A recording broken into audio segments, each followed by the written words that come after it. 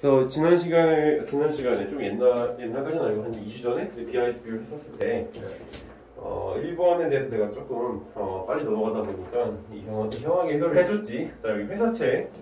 회사채에 대해서 이제 몇 퍼센트의 비율을 부과하느냐. 바젤 1이지. 바젤 1에서 부과하는 이제 회사채 비율은 100%라고 얘기를 하고 있어. 그렇기 때문에 얘는 신용도에 영향을 받아, 안 받아? 전혀 안 받아. 그렇기 때문에 회사채의 신용도가 낮아질 경우 BIS 낮아지는 경향이 있다? 라는 말이 틀린 거지. BIS 비율은 고정돼 있을 거야. 그러니까 영향을 받지 않을 거야. 자, 2번.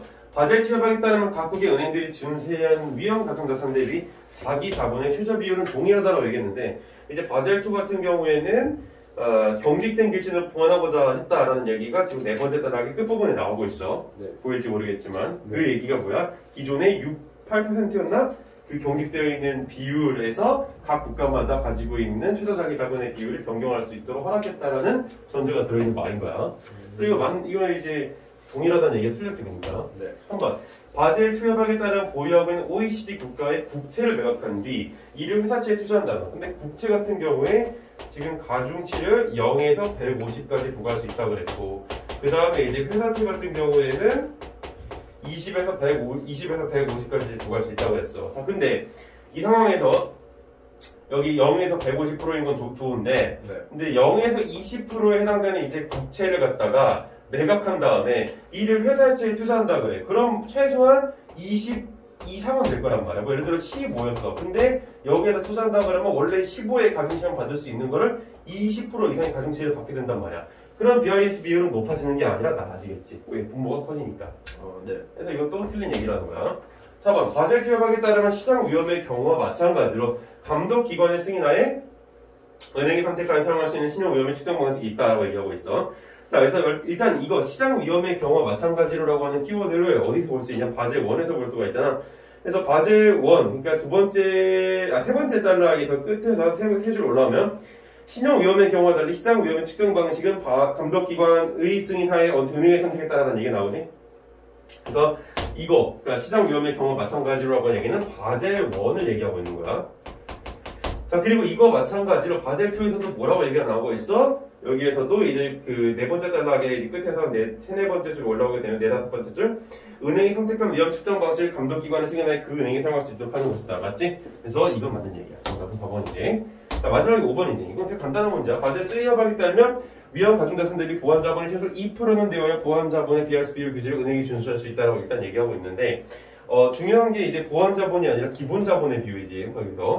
그리고 무엇보다 좀 이상한 게 2%. 이것도 이상하잖아요. 그래서 정답은 4번이 되는 게 명확하게 드러나는데, 이게 회사채 때문에 선생님이 그때 좀 빨리 넘어가다가 이상한 해설을 좀 했었어.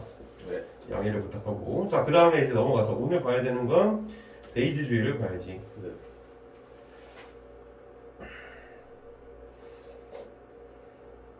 여기야. 뭐 쉽다면 쉽고 어떤 친구들한테는 어렵다면 어려울 수 있는 그런 지문일 텐데,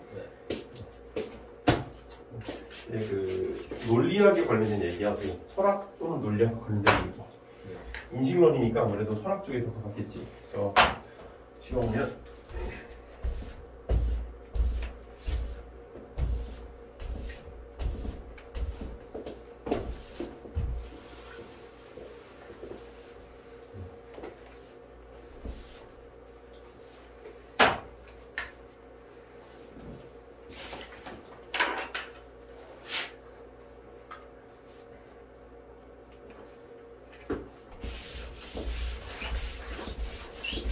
많은 전통적 인식론자는 이 명제에 대해 우리가 세 가지 믿음의 태도 중 하나만을 가질 수 있다고 본다.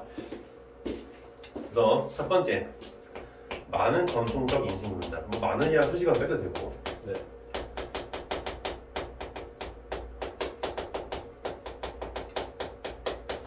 우리가 믿음의 태도 중 세 가지 중 하나만 가질 수 있다. 라는 얘기를 해주고 있고, 가령 내일 눈이 온다는 명제를 참이라고 믿거나 거짓이라고 믿거나 또는 참이라 믿지도 않고 거짓이라 믿지도 않을 수 있다. 자, 반면 베이지주의자는, 자, 여기가 기억이었고 그 다음에 니은 베이지주의자가 나오고 있는데, 믿음의 정도의 문제라고 본다. 뭐라고? 믿음의 정도. 정도. 영어로 뭐야? degree. 그치? 이게 어떤 의미냐? 가령 각 인식 주체는 내일 눈이 온다가 참이라는 것에 대하여서 가장 강한 믿음의 정도에서 가장 약한 믿음의 정도까지 가질 수 있다. 스펙트럼을 얘기하는 거지. 네. 그래서 가장 약한. 그리고 여기는 가장 강한. 그래서 이 믿음의 정도 중에서 이 스펙트럼을 왔다 갔다 할 수 있다는 얘기가 이 안에 담겨 있는 건데 이걸 여기서 파악할 수 있는지의 여부는 대조 구조로서 또는 이제 비교 구조로서 우리가 이해할 수가 있을 것 같아요. 비교라고 하는 것은 차이점이지. 어떻게 보면 반대되는 얘기를 할 수도 있고, 근데 완전히 반대되는 얘기라고 보기는 좀 애매하니까 이건 비교에 조금 더 적합한 얘기일 텐데, 네. 내가 보통 비교하고 대조를 혼용해서 쓰긴 하잖아. 뭐 그게 뭐 엄밀하게 구별이 되면 제일 좋긴 하지. 근데 이 같은 경우는 대조라고 보기는 조금 어려울 수도 있고, 어떤 면에서는 차이점으로 보는 게 제일 좋을 거야. 그래서 어쨌든 세 가지 중, 그러니까 동그라미, 세모, 네모가 있을 때 이 중에 하나를 선택하는 거. 이 중간 단계가 있어 없어? 없는 거지.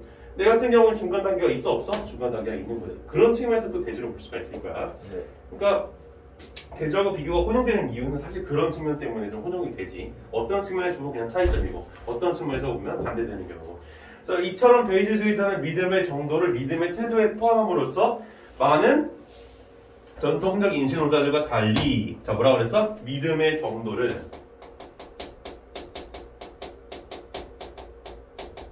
믿음의 태도에 포함시킨대. 그래서 믿음의 태도를 풍부하게 표현한다 라고 얘기하고 있어. 자 뭐라 그랬어? 태도를 풍부하게 표현한다 그랬지. 근데 아까 여기에서도 무슨 키워드가 있었어? 믿음의 태도 중 하나만 가질 수 있다. 네. 여기서 우리가 뭐를 캐치해놔야 돼? 풍부하게 표현한다. 이 녀석은 믿음의 태도에 대해서 풍부하지 못하다, 좀 편협하다라는 결론을 내려줘야 돼. 알겠지? 네. 이게 지금 뭐하고 있는 거야? 처음에 우리가 글의 전체 흐름 자체를 미리 이제 개괄적으로 살펴보고 있는 거야. 그래서 이러한 측면에서 계속해서 논의가 전개될 텐데, 두 번째 단락부터 이제 보게 되면, 쉬웠다고도 하지만 선생님 수업에서 이제 얻어갈 수 있는 거, 나 문제 다 맞췄는데 뭐 어쩌라고요? 그 건방진 태도지, 굉장히. 왜? 나 다음에 또 이런 문제 나오면 분명히 너도 맞출까? 틀릴 수도 있다는 거야. 그건 어떻게 될지 모르는 거거든. 그래서 항상 겸손한 태도로 마음을 유지하는 게 중요해. 작년에 선생님한테 이제 수업 배우던 친구 중에 건대 간 친구가 있는데, 건대 산업공학과를 갔지. 근데 그 친구 같은 경우에는 그 국어 공부를 할 때 특징이 하나 있었어. 내가 뭔가 얘기를 해주면 자기가 맞췄더라도 항상 그거를 신중하게 보려고 노력을 많이 해. 겸손해 항상. 그래서 그런 태도는 자기가 잘해도 잘한다고 생각을 안 해. 그래서 그런 태도는 참 배울만 하지 않는가라는 생각을 해. 또 내가 조금 잘한다고 우쭐댈 게 아니라 나보다 더 잘하는 사람을 보면서 생각을 해줄 필요가 있다는 거지. 자, 우리는 종종 임의의 명제가 참인지 거짓인지 새롭게 알게 된다. 자, 뭐라고? 새롭게. 자, 이것을 베이지주의자의 표현으로 바꾸면 그 명제가 참인지 것인지에 대해 가장 강한 믿음의 정도를 새롭게 갖는다는 것이다. 뭐라고? 가장 강한 믿음의 정도를 새롭게 갖는다라는 것. 그래서 베이지주의는 이런 경우에 믿음의 정도가 어떤 방식으로 변해야 하는지에 대해 정교한 설명을 제공한다 라고 하고 있어. 어떤 방식으로 변해야 되는지에 대해서 방법론적 이야기를 한다. 자, 이에 따르면 인식 주체가 특정 시점에 임의의 명제 A가 참이라는 것만을 또는 거짓이라는 것만을 새롭게 알게 되었을 때, 즉 이 얘기는 어떻게 또 치환해서 읽어줘야 돼? 참이라는 것만을. 그러니까 그 가장 강한 참을 알게 된 거야. 또는 거짓이라는 것, 뭐야? 가장 거짓이라는 것. 알겠지? 중요한 포인트였어, 이거 보니. 그래서 이걸 알게 되었을 때 다른 임의의 명제 B에 대한 인식 주체의 기준 믿음의 정도의 변화는 조건화 원리에 적용을 믿는다. 네모 쳤으니까 당연히 문제시 될 것이고 중요하겠지. 이게 무엇인가? 자, 이는 믿음의 정도의 변화에 관한 원리로서 프린시플이라지. 만약 인식 주체가 A가 참이라는 것만을 새롭게 알게 된다면, 즉 이걸 가장 강한 정도를 믿게 된다면 B가 참이라는 것에 대한 그 인식 주체의 믿음의 정도는 애초의 믿음의 정도에서 from이지 A가 참이라는 조건 하에 그러니까 조건 하에 B가 참이라는 것에 대한 믿음의 정도로 되어야 함을 의미한다라는 거야. 이해돼? 네. 그러니까 A라고 하는 그런 조건을 알게 돼서 A가 참이라는 조건. 그래서 내가 B에 대한 믿음을 갖고 있는데 이제 A가 참이라는 조건 하에서 B가 참이라고 생각할 수 있는 영향을 예로부터 받는다 이런 얘기인 거지. 알겠어? 네. 그래서 얘에 대해서 새롭게 알게 되었어요. 참이라는 거. 즉 강한 정도, 가장 강한 정도를 알게 되었을 때 영향을 받는다라는 거야. 오케이, 거기까지. 그래서 이거 뭐다? 조건화 원리다라고 얘기를 한다 이거지. 자, B가 참이라는 것에 대한 믿음의 정도를 대화합니다. 예를 들어 이그젬플이지. 이그젬플은 반복 구조로 읽어주면 돼. 항상 얘기하지만 갑이 내일 비가 온다. 아가 참이라는 것을 약하게 믿고 있고, 자, 그래서 이건 B네, 그지? 내일 비가 온다라는 것을 약하게 믿고 있대. 강하게 믿는 게 아니라. 그리고 오늘 비가 온다가 참이라는 조건하에서, 그래서 오늘 비가 조건이지. 얘를 이제 이 조건하에서 내일 비가 온다. 근데 이거를 어느 정도로 믿는 거야? 참이라는 조건하에서 강한 정도로 믿는다 이거지. 알겠어? 계속 이걸 따라가고 있을 뿐이야. 새롭게 알게 된 거니까. 그래서 여기에서 이거에 따르면은 이제 내일 비가 온다라고 하는 것을 이제 강하게 믿게 된다라고 얘기를 하고 있어. 원래 약했지만 이제 강하게 변한다. 즉 이 조건에 의해서 영향을 받는다라는 프린시플을 제시하고 있는 거 알겠지? 네. 자, 이 조건의 원리에 따르면 중요하지. 이런 포인트들이 뒤에 있는 얘기를 아무렇게나 읽어주는 게 아니라 조건과 원리에 따라서 갑이 실제로 오늘 비가 온다가 참이라는 것만을 새롭게 알게 될 때 내일 비가 온다가 참이라는 것을 그 이전보다 더 강하게 믿는 것이 합리적이다라는 거야. 알겠지? 그러니까 얘만을 알게 된 거야. 얘만을. only 얘야. 그렇다면 이런 식으로 얘에 대한 강한 믿음으로의 변화는 합리적이다라는 얘기를 하고 있는 거야. 이해되죠? 여기까지. 계속 읽어보면, 자, 조건과 원리는 새롭게 알게 된 명제가 동시에 둘 이상인 경우에도 마찬가지로 적용된다라는 거야. 이 포인트를 애들이 좀 헷갈릴 수 있었어.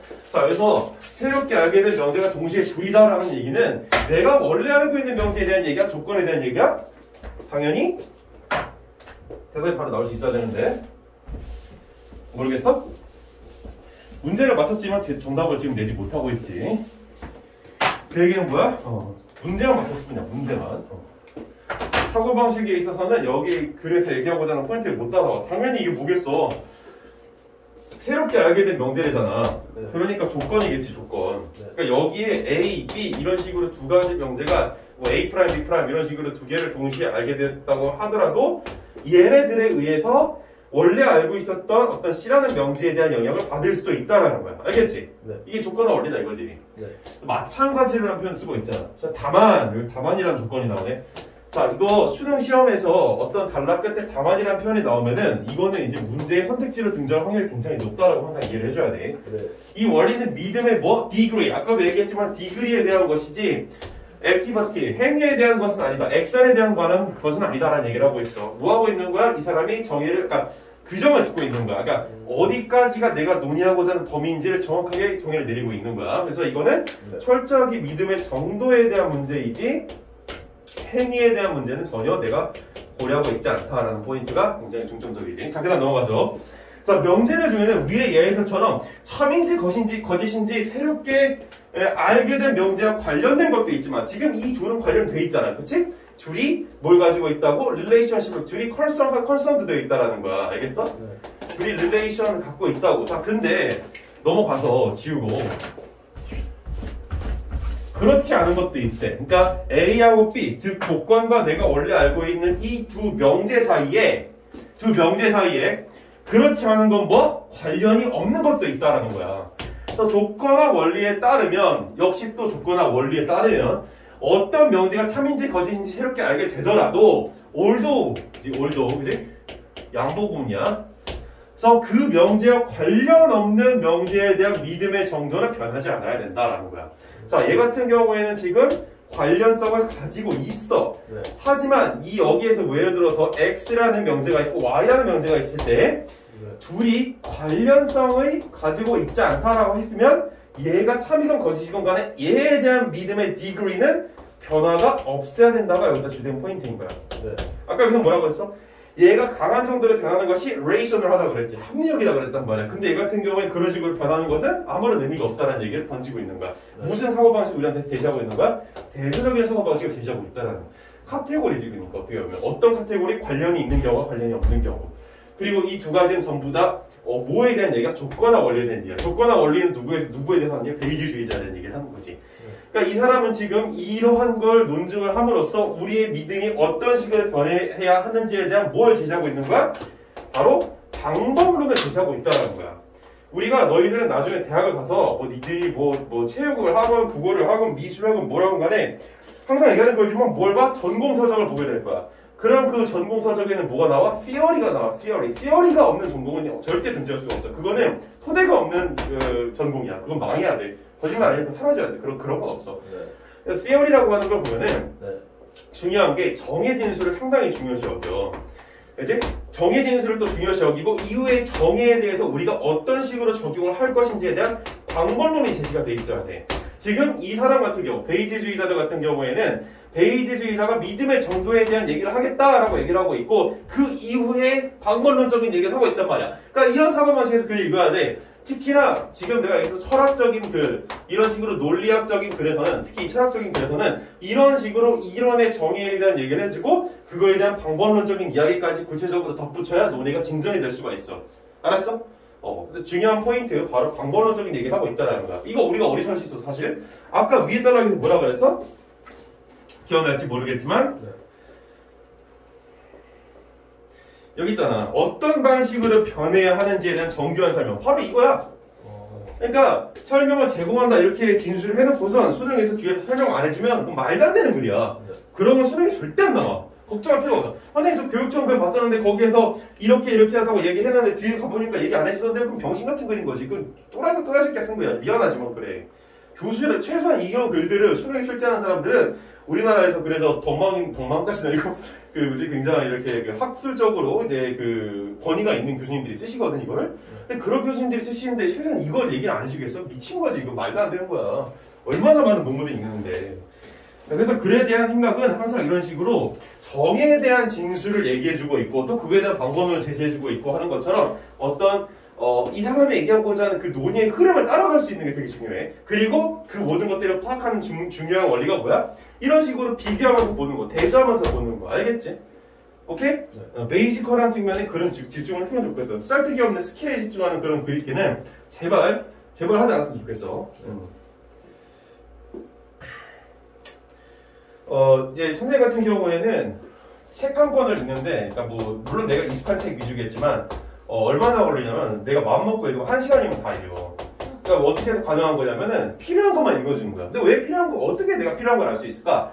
이 사람의 얘기하고자 하는 중심 주장이 무엇인지, 그리고 그 중심 주장을 뒷받침하는 근거가 무엇인지, 그리고 그 근거를 제시하는 데 있어서 어떠한 인스턴스들을, 예시들을 제시하는지, 물론 예시는 반복 구조긴 하겠지만 그 이후에 또 뭐도 있어? 어떤 방법론적인 디테일한 측면이 뭐가 있는지 이런 포인트에 중점적으로 있는 거지 쌀데기 없는 얘기 하나하나 다 집중하면서 읽을 수는 없다는 거예요. 글이라고 하는 것은 이처럼 내가 어디에다 포인트를 둬야 될지에 대해서 정해진 부분도 있어. 특히나 이런 학술적인 글들은 더 그래.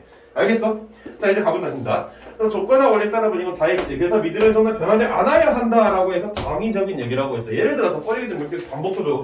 그래서 위에서처럼 갑이 오늘 비가 온다가 참이라는 것만 새롭게 알게 되더라도 그것과 관련된 명제, 다른 의도에는 외견이 존재한다. 사실 나는 이런 거 잘 안 읽어줄 것 같은데. 물론 너희들이 수능에서 그렇게 하는 얘기는 아니야. 예시가 도움이 돼. 사실 수능에서. 국어에서는. 영어에서는 별로 도움이 안 돼. 근데 국어에서는 도움이 돼. 그래서 이거에 대한 그의 믿음의 정도는 변하지 않아야 된다. 근데 어차피 동어 반복이긴 해. 위에 있는 얘기랑. 이처럼 정리해주겠다 이거지. 베이지주의자는 특별한 이유가 없는 한 우리의 믿음의 정도는 어떻게 된다? 유지돼야 된다. 여기서 되게 중요한 조건이 있었어. 너희들이 글을 얼마나 잘 읽는지를 체킹하려면 조건문에 얼마나 포인트를 뒀는지. 뭐야? 특별한 이유가 없는 한. 이런 단서를 달아놨단 말이야. 이걸 어떻게 읽어주면 진짜 글을 잘 읽는 사람일까? 어떻게요? 그러니까 이걸 어떤 식으로 우리가 읽어주면 글을 정말 잘 읽는 사람이 할 수 있을까? 생각을 해봐. 그냥 특별한 이유가 없는 한 우리의 믿음의 정도 유지되어야 된다. 이걸 이렇게 그냥 스무스하게 딱 읽고 끝! 이게 아니라 이거 어떻게 우리가 좀 이게 읽어주면 정말 이 친구 글 잘 읽는다 이런 얘기가 나올 수 있을까? 습관을 들여야 돼. 뭐냐면 반대 상황. 뭔지 알겠지? 네. 특별한 이유가 있다면 변화해도 된다 이런 얘기가 되는 거야. 이렇게 이유가 잘 있는 거예요. 그러니까 여기서 이유가 없는 한 유지된다 끝 이게 아니라 본인이 여기에서 이미 사고가 들어가야 돼. 반대 사고가. 특별한 이유가 있다면 믿음의 정도가 변화해야 된다. 알겠어? 이런 게 또 문제로 나올 수 있단 말이야. 그래서 특별한 이유가 있어. 그러면 믿음의 정도는 변화되어야 된다. 그러니까 이런 식으로 반대 상황 가정으로 읽어주는 게 이 글에서만 해당되는 게 아니라 많은 글에서 그래. 그래서 항상 내가 어떠한 조건이 있다. 그럼 그거의 반대 상황을 또 가정해서 그 상황을 생각해봐야 된다는 거. 알겠지? 습관화 시켜야 돼. 베이지주의자는 이렇게, 그러니까 상식적으로 커먼센스에서 당연하게 여겨지는 생각을 정당화하기 위해서 기존의 믿음의 정도를 유지함으로써 얻을 수 있는 실용적 효율성을 호소할 수 있다라고 얘기하고 있어. 그러니까 이 유지하는 측면에 대해서 얘기하고 있는데 이렇게 유지함으로써 뭐야? 그 얻을 수 있는 실용적 효율성이라고 하는 측면에 호소할 수 있다. 이건 뭐야? 부연 설명을 하고 있는 거. 즉 베이지주의자가 어떤 의의를 갖고 있는지. 그래서 특별한 이유 없이 여기 나오고 있지. 특별한 이유 없이 그대로 적용. 예시야. 학교를 옮기는 행위는 어떤 방식으로든 우리 에너지를 불필요하게 소모한다. 그래서 어떻게 해야 돼? 베이지주의자는 특별한 이유가 없을 때는 기존의 믿음의 정도를 바꾸는 것도 이와 유사하게 에너지를 불필요하게 소모한다. 자, 여기 이와 유사하게라는 표시가 있었어. 에너지를 불필요하게 소모한다는 키워드가 있었고 여기에서도 에너지를 불필요하게 소모한다는 얘기가 있었어. 그래서 뭐야? 학교를 옮기는 행위, 특별한 이유 없이 또 특별한 이유 없이 기존의 믿음의 정도를 바꾸는 것, 에너지를 불필요하게 소모한다. 뭐 하고 있는 거야? 둘이서 유추하는 사고방식으로 우리를 유도하고 있지, 그지? 학교를 옮기는 행위와 우리의 믿음의 정도를 바꾸는 행위가 동등한 얘기고 우리의 에너지를 불필요하게 소모한다는 것도 에너지를 불필요하게 소모한다. 여기에 이제 동어 반복이 되는 걸 볼 수가 있어. 그래서 이 관점에서는 실용성, 효용성을 추구한다면 조건부는 상당히 좋아하지. 그래서 그러니까 이렇게 항상 글을 읽다 보면 그 사람의 패턴이 느껴져. 특별한 이유가 없는 한 기존의 믿음의 정도를 유지하는 것이 레이셔널하다라는 거야. 알겠지? 네. 왜? 에너지를 세이브할 수 있기 때문이야. 여기 추가적으로 얘기 안 해주긴 했지만, 그러니까 물론 여기 이미 다 나왔지만 이런 얘기까지 있어서 글이 더 쉬웠을 거야. 왜냐하면은 에너지를 보존할 수 있기 때문이야. 네. 그러면 또 이것도 반대급부로 읽어줘야지. 뭐야? 이유가 없을 때 우리의 생각을 바꾸면, 아까 이유가 없을 때 우리의 생각을 이제 바꾸지 않는다면 에너지를 절약할 수 있다. 이렇게. 항상 이렇게 반대 상황을 가져가면서 글을 읽자 이거지. 자, 그 다음에 이제 문제로 넘어가보자. 글을 이렇게 읽었다면 여기서 정답을 내는 건 그렇게 어렵지 않았을 텐데 네. 애매하게 느껴지는 선택지들이 분명히 있었을 거야. 자, 잘 기억해봐. 내가 이 문제를 다 맞췄어. 하지만 여기는 선택지들이 다 완벽하게 다 이렇게 체킹할 수 있었어? 그건 아니었을 거란 말이지. 그러니까 그런 부분의 보완점을 계속해서 찾아야 되겠다. 나의 부족한 점을 찾아야 되겠다. 이런 생각으로 계속 수능을 접근해야지. 나는 잘하는데 이거 뭐야? 나중에 망하겠다라고 하는 거야, 스스로가. 자, 1번. 믿음의 정도와 관련하여서 상식적으로 당연하게 여겨지는 생각을 어떻게 정당화할 수 있을까? 라고 하고 있지. 근데 이거 같은 경우에는 베이지주의자가 중점적으로 얘기한 부분 아니야? 그치? 뭐야? 믿음의 정도를 변하지 않음으로써 얻을 수 있는 효율성에 대한 얘기를 했었잖아. 오케이? 네. 그래서 거기서 이제 여기서 질문에 대한 정답을 찾을 수 있는 거 있어. 알겠지? 라는 얘기고.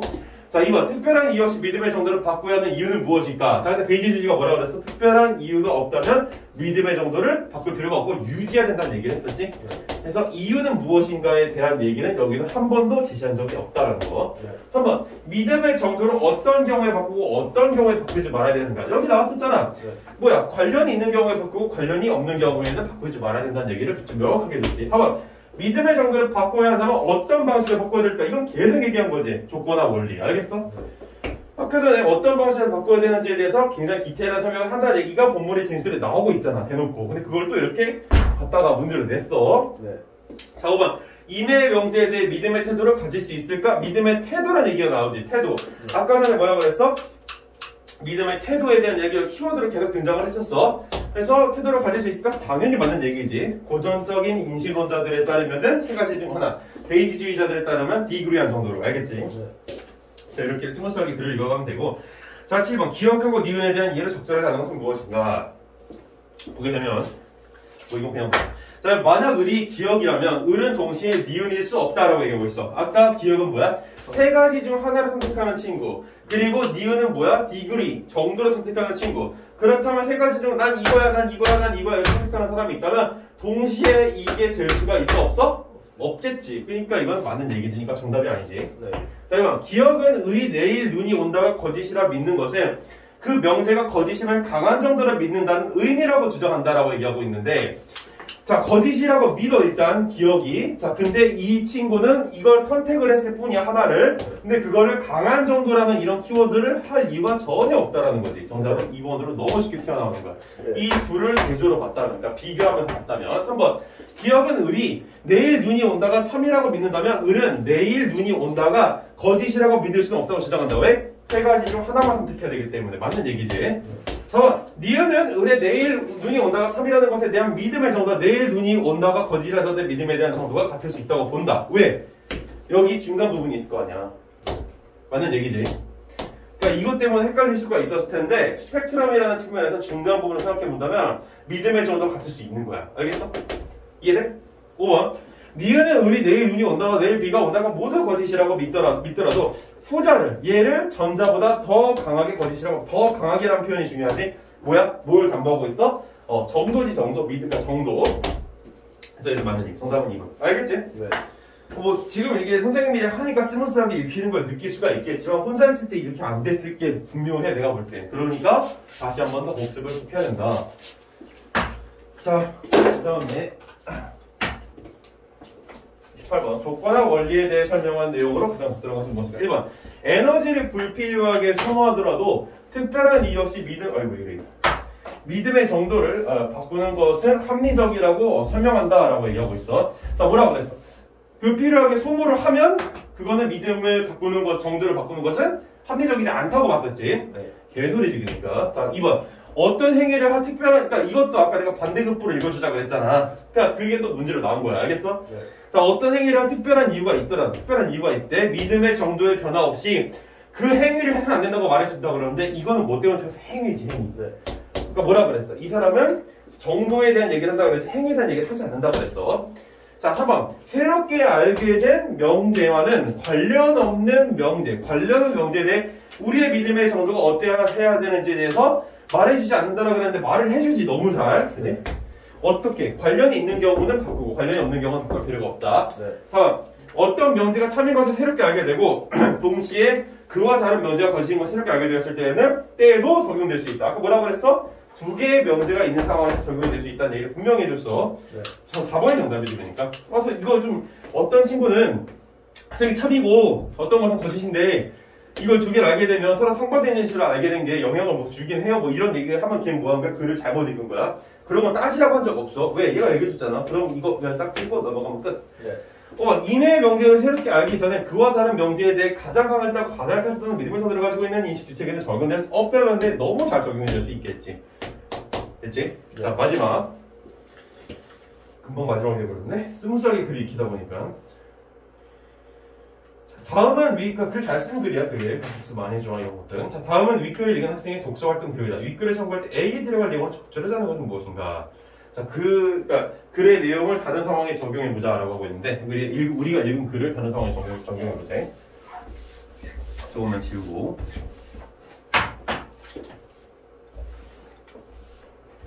자, 병과 정은 공동 발표의 내용을 기록한 흰색 수첩 하나를 왜 이렇게 지저분하냐? 잃어버렸대 얘네들이. 어우 너무 지저분한데? 자, 그래서 발표 내용을 기록한 흰색 수첩 하나를 잃어버렸다는 걸 알게 했다. 그 수첩에는 이제 여기서 중요한 단서들이 나오죠. 병에 이름이 적혀 있고 이와 관련해 병과 정은 다음 명제 가가 참이라고 믿는데 얘는. 네. 그러니까 병도 정도 얘에 대해서 참 이렇게 믿는데. 그래서 이와 관련한 병과 정은 다음 명제 가와 참이라 믿지만 믿음의 정도가 아주 강하진 않다. 근데 강한 건 아니래. 네. 그러니까 믿음의 정도가 같을 수도 있고 다를 수도 있겠지. 정도니까. 자, 병의 수첩은 체육관에 있다. 이걸 믿는 데지. 그러니까 체육관에 있고 물론 이게 믿음이 강하진 않지만 그리고 병의 이름이 적혀있고 흰색 수첩이다. 이게 얘네들이 가지고 있는 정보지. 알겠어? 네. 이게 선제적으로 정리가 돼야 돼. 자, 그 다음에 이에 대해서 나하고 다를 읽으면 자, 체육관 일단 이거를 지지하고 있고 누군가의 이름 이건 누군지 모르지. 흰색 수첩 이건 모르지만 여기까지 지지하고 있는 거 보니까 적어도 나 같은 경우에는 가와 관련되어서 지지를 하는 진술이야 반박을 하는 진술이야? 그거 도와주는 거. 지지를 하는 진술이지. 도와주는 거가 아니라 지지를 하는 진술이야 반박을 하는 진술이야. 그래서 그 키워드를 따라줘야지. 도와주는 게 아니라 도와준다는 말 쓰면 안 돼. 자, 지지를 하는 진술이야. 자, 그 다음에 다 병의 이름이 적혀 있지만 일단 이건 오케이. 자, 근데 어떤 색인지 확인이 안 돼 있고 수첩이 병의 집에 있대. 자, 그러면 얘네들이 지금 가지고 있는 믿음에 대해서 얘는 지지하는 거야? 반박을 하는 거야? 반박. 그렇게 쉽게 갈 수 없어. 아. 왜? 이 체육관에 있다라는 걸 아주 강하지 않은 정도로 참이라고 이렇게 믿고 있었다라는 거야. 네. 그렇다면 얘가 지금 수첩이 병의 집에 있다 그랬는데 네. 장소만 바뀌었을 뿐 병에 이름이 적혀있고 흰색 수첩일 수도 있는 거잖아. 네. 그런 경우에는 얘가 뭐야? 가의 병의 수첩이 이제 체육관에 있다라는 것에 대해서 반박을 할 수도 있지만, 그지? 네.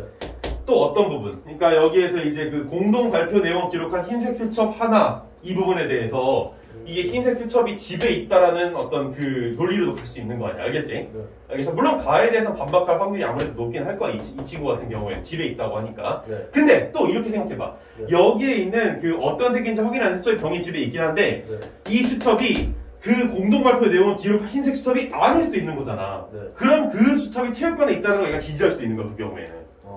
그러니까 얘는 두 가지가 다 가능한 거야. 반박은 어떤 경우에 가능하다고? 장소가 다르니까. 네. 너무 쉽게. 하지만 지지는 어떤 경우에 지지할 수 있다고?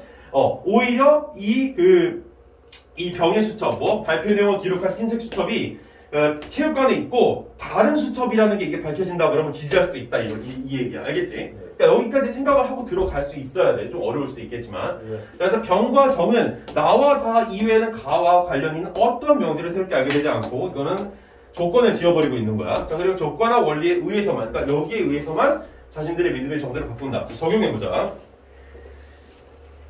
자, 1번. 병이 가와 관련이 없는 다른 명제 이렇게 쭉 올리고 지우고 깨끗하게 해놔자. 이거까지 이렇게 쭉 올리고.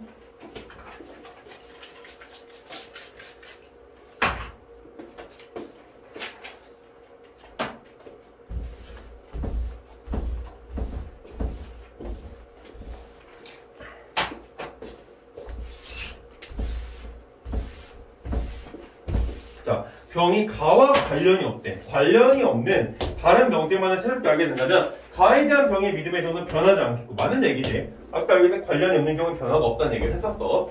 2번 병이 나만을 알게 된다면 반박할 수 있고 지지할 수도 있는 거. 그 후에 가가 참이라는 것에 대한 병의 믿음의 정도는 그 전보다 더 강해질 수도 있겠지. 왜? 지지하는 근거가 될 수도 있는 거니까. 그래서 이거를 발견을 못하면 2번 같은 거 틀렸다고 가게 되는 거야. 문제가 틀리는 거지. 네.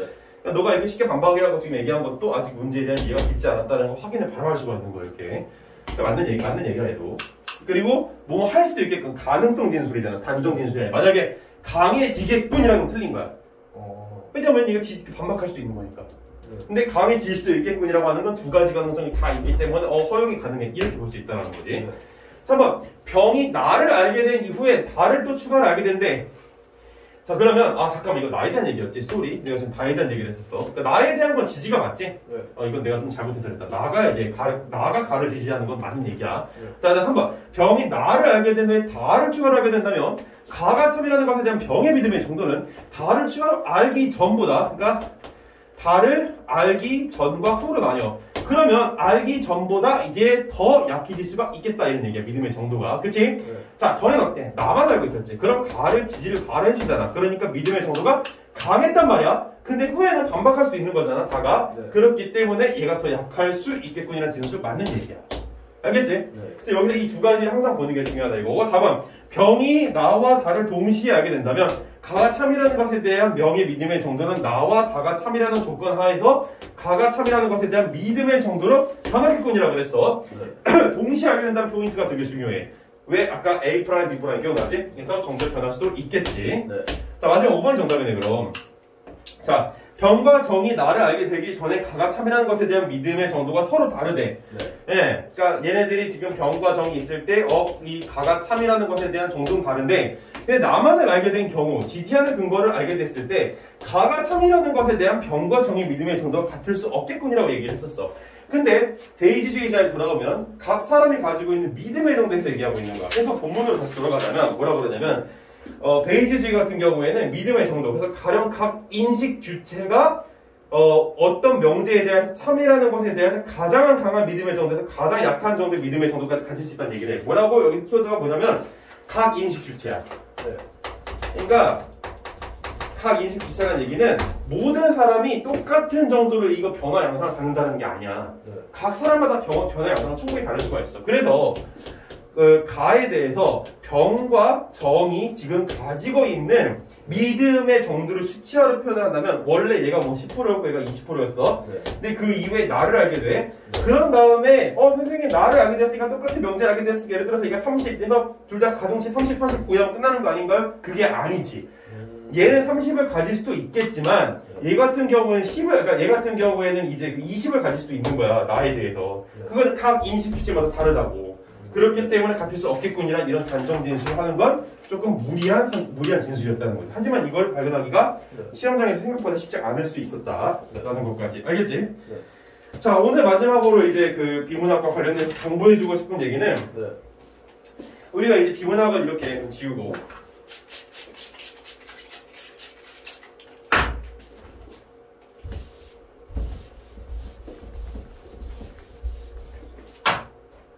우리가 이제 비문학을 읽을 때 독서라고 하는데 요즘 비문학이라고 안 하고 어떤 글을 읽을 때 너희들이 이제 밑줄을 치잖아? 자, 밑줄을 치는 나의 심리적인 동기에 대해서 한번 생각해 본 적이 있어? 어떻게 뭐라고 생각했어? 밑줄을 왜 쳐? 저는 중요하다고 생각하고 쓰는데 가끔 어떨 때는 밑줄을 너무 많이 쳐가지고 고민하게 되죠. 그게 이제 밑줄을 칠 때 생각을 해볼게. 그러니까 일단 내가 해주고 싶은 얘기부터 결론부터 말하자면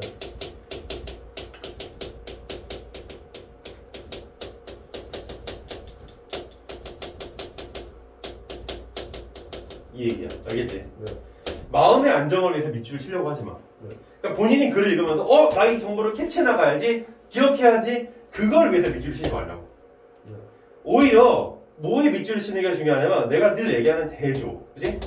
비교 또는 단계별 구조 또는 법적인 지문에서 오늘도 뭐 예외는 있었지. 원칙과 예외적인 사고 그리고 인과관계가 되는 뭐 원인, 그러니까 근거가 되는 이런 진술들, 이런 것들에다가 너희들이 밑줄을 치려고 하는 게 훨씬 낫다라는 거야.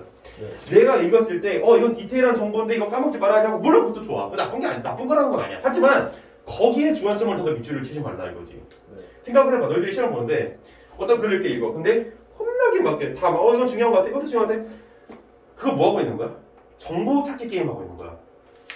내가 글을 구조적으로 읽으려고 하는 게 아니라 정보 찾기를 하고 있는 거라고. 이건 마치 뭐에 비유할 수 있냐면, 내가 그러니까 수능 문제를 푸는 걸 집을 짓는다고 생각을 했을 때, 이렇게 집을 지으려면 뭐가 필요해? 집안이 필요할 것이고, 기둥이 필요할 것이고, 지붕이 필요할 것이고, 이렇단 말이야. 근데 이러한 집을 하나를 만들려면 뭐가 필요해? 골격이 필요하다는 거지, 결국에는.